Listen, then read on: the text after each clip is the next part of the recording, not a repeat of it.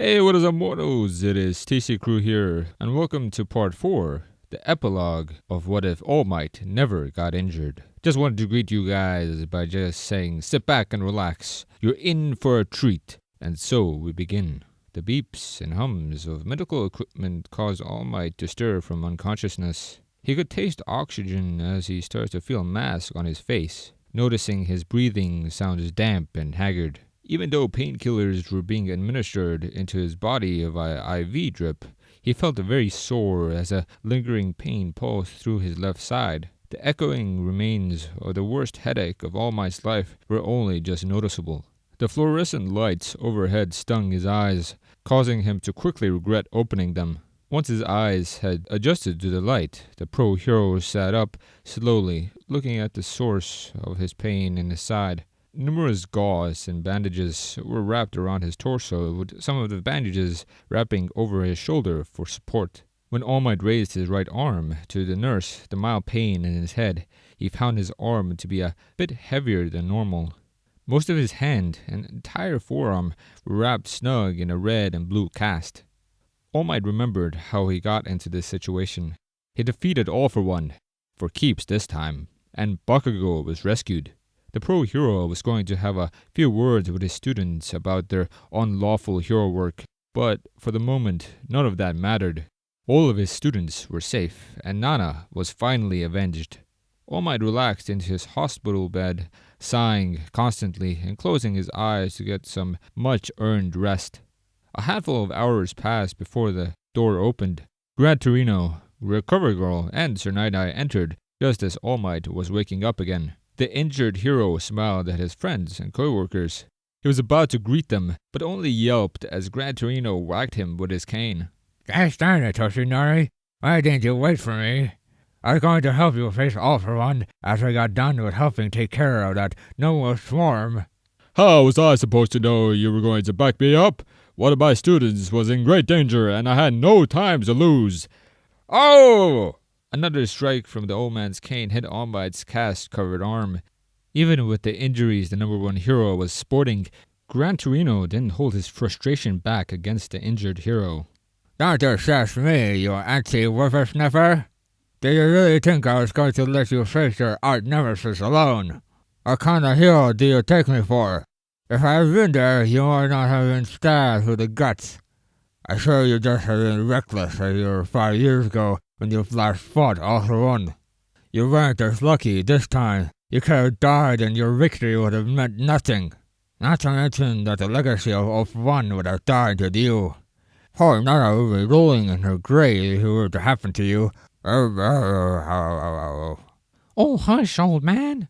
Recovery Girl smacks Gran Torino's arm with her own cane. He's in enough pain as it is. If you end up worsening his condition, you'll have to answer to me. Crazy old rod. Gran Torino spoke under his breath, but was still heard by the snide remark. She smacked Gran Torino again before returning her attention to her patient. All Might relaxed into his small might form and let Recover Girl readjust his bandages and reset a new cast before she examined the pro hero and looked over his charts. Toshinori wasn't feeling very confident about what was written on the clipboard as the old woman flipped through the pages. Her expression looked very disheartened. Recover Girl read off the main information from the chart that Toshinori needed to know. He had been unconscious for a couple of weeks due to the severity of the injuries, the blood loss, and the medication. The damage done to the symbol of peace was severe. Half of his left lung and his whole stomach were injured beyond repair, so they had to be surgically removed. The surgery left behind traumatic and horrible-looking scars, far worse than the first time he fought All for One. Toshinori had also taken a heavy hit to his head. Thankfully, all the damage was on the surface. There wasn't a concussion or any internal damage to speak of, which was a miracle in of itself. Then, of course, there was the broken arm. The force from the United States of Smash had pushed his body further than he had gone before. There were a total of 3 compound breaks within the bones, 2 on the radius bone and 1 on the ulna. The bones in the palm of his hand also had a few stress fractures. Had those bones shattered or broken completely, Toshinori's hand might not have functioned the same way again. According to these results and what I can see, it's clear that the limit on your hero form has been greatly reduced. you can only probably do hero work for anywhere between 6 or 4 consecutive hours, and that time could become much shorter depending on how much power you use while being All Might. And not to mention, your overall strength will probably be affected by the injuries too. Toshinori didn't focus his thoughts or eyes on anything in particular as he was given the life-altering news. He knew that he would have to retire from hero work eventually, whether it was due to his injury or simply old age, but he didn't really expect that it would be cut short like this. His eyes eventually landed on Sir Night-Eye, who had been silent the entire time. There was a pained expression in the former sidekick's eyes. "Recover, girl. Gran Torino, could I speak to All Might privately for a while?" Gran Torino was about to go on another angry lecture, but Recover Girl gave him a cold look, causing the old man to go silent. The elder hero quickly left the room, closing the door behind them. Sir Night-Eye pulled up a chair to Toshinori's bedside. The younger pro-hero did his best to smile at his friend. Toshinori chuckled to himself. Well, here we go again. Are you actually going to rest this time, or are you going to put up a fight again? No, not this time. Good. I'm glad to see that you've become more reasonable with age. Toshinori laughed at his friend's snarkiness, but started to have a coughing fit shortly after, causing a small spattering of blood to land on the side of his oxygen mask. Seeing this made Sir Night-Eye's smile falter. The last time Sasuke saw the number one hero in a state like this, Toshinori was pushing him away. So, what did I miss while I was under? Well, UA had added a few dormitories for the students. This seemed to be a reasonable reaction based on the League of Villains attacks increasing in intensity and frequency. That's reassuring to hear. What about Bakugo? Is he alright? Not sure. From what I've heard, the young man was uninjured. However, being captured and imprisoned by those like Shigaraki and others aligned with All For One can't be good for someone his age. Toshinori nodded soberly.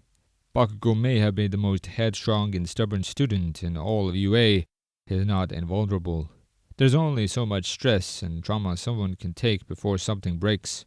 Toshinori feared for the current standing of Bakugo's mental and emotional state. I'll have to speak with him once I'm well enough to leave, see how he's doing. And all the students that pulled him from the danger too. Even though their plan was clever and well executed, they'll still be in some sort of trouble. But I'll go easy on them. Sir Night-Eye nodded silently, unsure what else to say. The two pro-heroes sat awkwardly in the most quiet room, listening to the sounds of the heart monitor and other machines. Both of them knew what they needed to discuss, but Toshinori wanted to delay that conversation, if only for a few more minutes. Those few short hours in hero form. Sir Night-Eye also seemed hesitant to talk about it too. They're only going to be shorter as time goes on, Toshinori.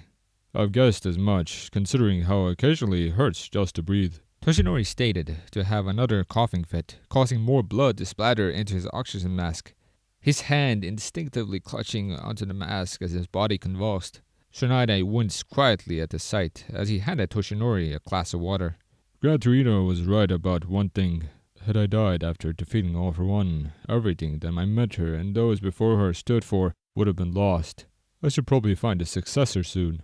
Toshinori removed his mask, and he drank the water as his friend started to speak.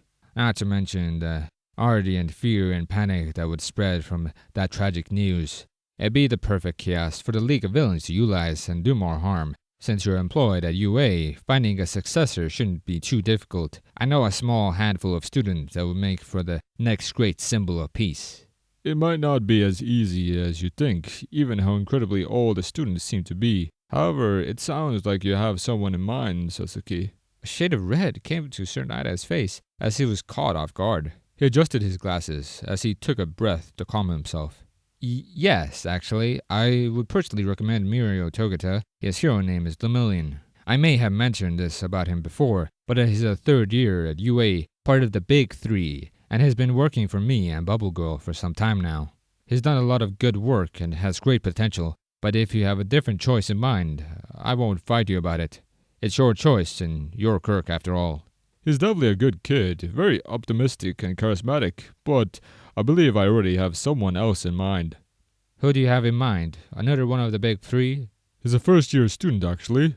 A young man that I had met several months before the school year began. I trained him and prepared him for the entrance exam. He was a weakling with big dreams when he started, but he's got a hero spirit and is stronger for it now. I would be surprised if you haven't heard of him. Is he one of the hero course students? It sounds like you're describing Bakugo or someone else in 1A class. He's not in 1A. He's in general studies, actually.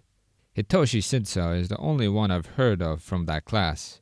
He also has great potential, but I think Izawa has taken a liking to training him from what I've heard. Sir Daidai had no words to say as confusion was clearly on his face. A small smile came across Toshinori's face, amazed that he was able to stump his dear friend.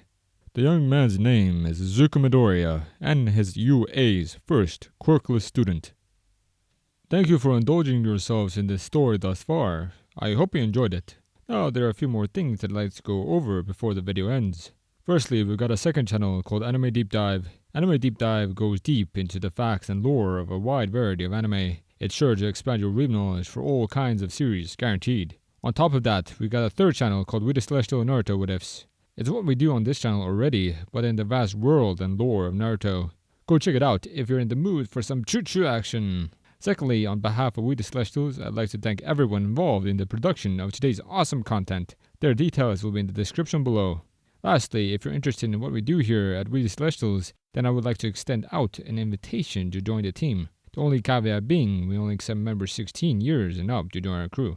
You can sign up for whichever category fulfills your interest by joining the recruitment Discord using the link in the description below. Our Discord is an all-around fantastic place to be, whether you're a fan or looking to join our band of misfits. We're always looking for members to join us. Well, that's it from us for today's video, so thank you all for watching, and have a great day.